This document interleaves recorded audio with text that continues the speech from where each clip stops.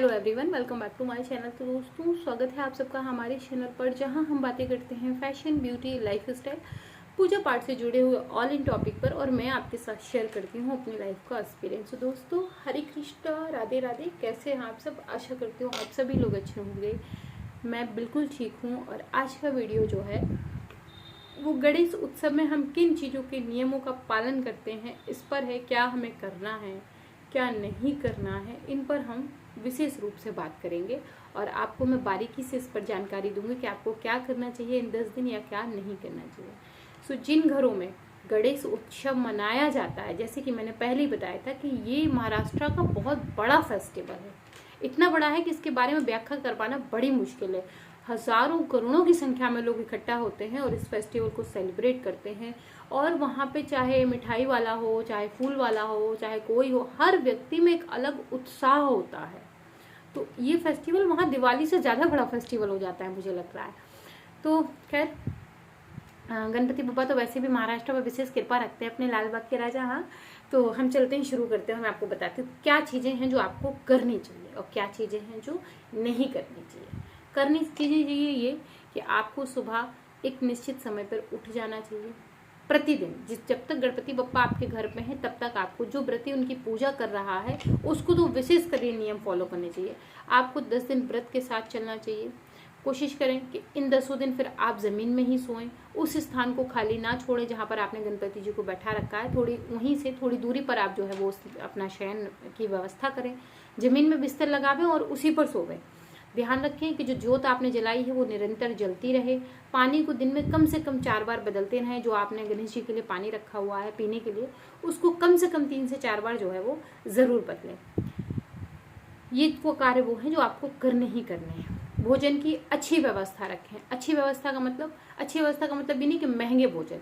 अच्छी व्यवस्था का मतलब ये कि जो भी भोजन बना रहा है वो शुद्ध है, सात्विक हो और धर्म का पालन करने वाला हो। इन बातों का विशेष ध्यान रखें। आपके घर में जो भी भोजन बना रहा है आप उसको विशेष कर ये बात कहें कि वो शुद्ध और सात्विक आहार बनाए। शुद्ध का मतलब ये है कि जैसे कुछ लोग होते हैं किचन में खाना बनाते बनाते कुछ चीज़ें खा लेते हैं, तो ये नहीं करना है। ऐसे में आपकी पूरी रसोई झूठी हो जाती है। तो ऐसा हमें भोग जो है गणपति बप्पा को नहीं लगाना है। इन बातों का ध्यान रखना है। साथ ही साथ शुद्धता का, जब भी वो भोजन बनाए नहा धो के, अच्छे से हाथ पैर धो के, कुल्ला करके उसके बाद ही भोजन का निर्माण करें। जो भी भोजन बन रहा है उसमें प्याज ना हो, लहसुन ना हो, इस बात का ध्यान रखा जाए। मोदक का भोग हमें प्रतिदिन लगाना है, चाहे जो स्थिति हो। भगवान जी की फूल माला हमें प्रतिदिन चेंज करनी है, पान के पत्ते, तो इस बात का विशेष ध्यान रखा जाए। आरती का एक निश्चित समय होना चाहिए, इस बात का आपको विशेष ध्यान रखना है। कोई भजन कीर्तन अगर आप शुरू कर रहे हैं तो उसको निश्चित समय पर शुरू करके निश्चित समय पर उसको 10-5 मिनट आगे पीछे हो सकता है, लेकिन एक निश्चित समय पे ही उसको रखें। उससे आपको भी आसानी रहेगी और देवता जो आपके घर में बैठे हैं उनके लिए भी आसान रहेगा। क्या ना करें? दारू पीते हैं, गणेश जी अगर घर में बैठे हैं तो इन चीज़ों से दूर रहें। सिगरेट का आप अगर इस्तेमाल करते हैं तो अगर गणेश जी घर में बैठे हैं तो कोशिश करके घर में ना पिए। मैं तो कभी बिल्कुल ही ना पिए, बहुत अच्छा होता है सेहत के लिए। लेकिन मान लीजिए बहुत सारे लोग नहीं छोड़ पाते, तो ध्यान रखें घर में तो विशेष कर अवॉइड करें। पान तम्बाकू से दूरी बना के रखें। मांस का प्रयोग ना करें। अगर आप चिकन खाते हैं, अंडे खाते हैं, कुछ भी खाते हैं, तो कोशिश रखें ना बाहर खाएं ना घर में बनाएं। बच्चे अगर खाते हैं तो उनको मना कर दें, उनको सिखाएं। जब आप सिखाएंगे तभी वो चीज़ों को सीखेंगे।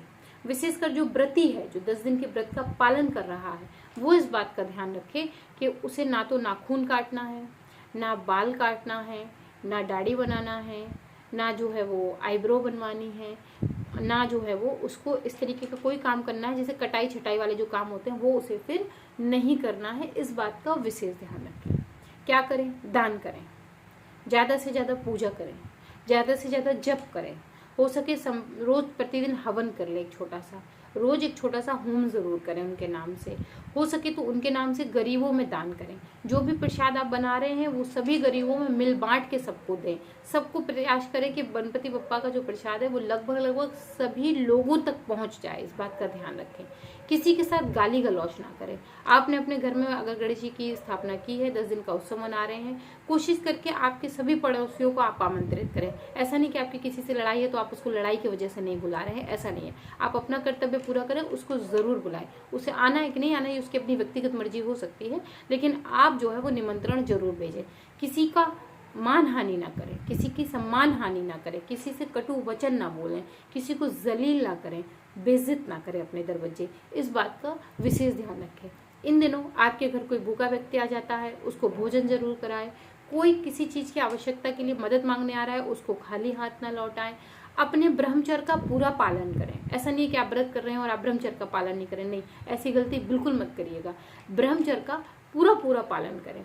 सात्विकता का पूरा ध्यान रखें। व्रत कर रहे हैं तो अपने फलाहार का निश्चित समय बनाएं। रात में आप जो भी खाते हैं, कुट्टू की पूड़ी सब्जी, उसका विशेष ध्यान रखें। उसमें प्याज लहसुन ऐसे मसालों का प्रयोग ना करें जो प्रवृत्ति में तामसिक हो, आपको समस्या खड़ी करें। प्रसाद में चढ़ाए गए भोग का विशेष ध्यान रखें। चारों समय नियमित समय पे अलग अलग चीजों का भोग लगाएं। सुबह में अलग, दोपहर में अलग, शाम को अलग और रात्रि में अलग। दोनों समय की आरती का अलग ध्यान रखें। सुबह में आरती करें उसका विशेष ध्यान रखें, शाम को आरती करें उसका विशेष ध्यान रखें।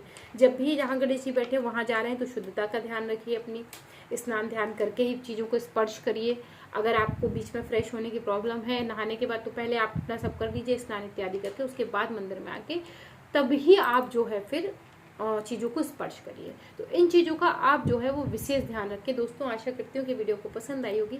पसंद आई है तो मेक श्योर वीडियो को लाइक करिए, चैनल को सब्सक्राइब करिए, फ्रेंड एंड फैमिली के साथ जो है वो शेयर करना बिल्कुल मत भूलिए। मैं मिलती हूँ एक और नई वीडियो के साथ, तब तक के लिए Hare Krishna, Radhe Radhe and bye bye.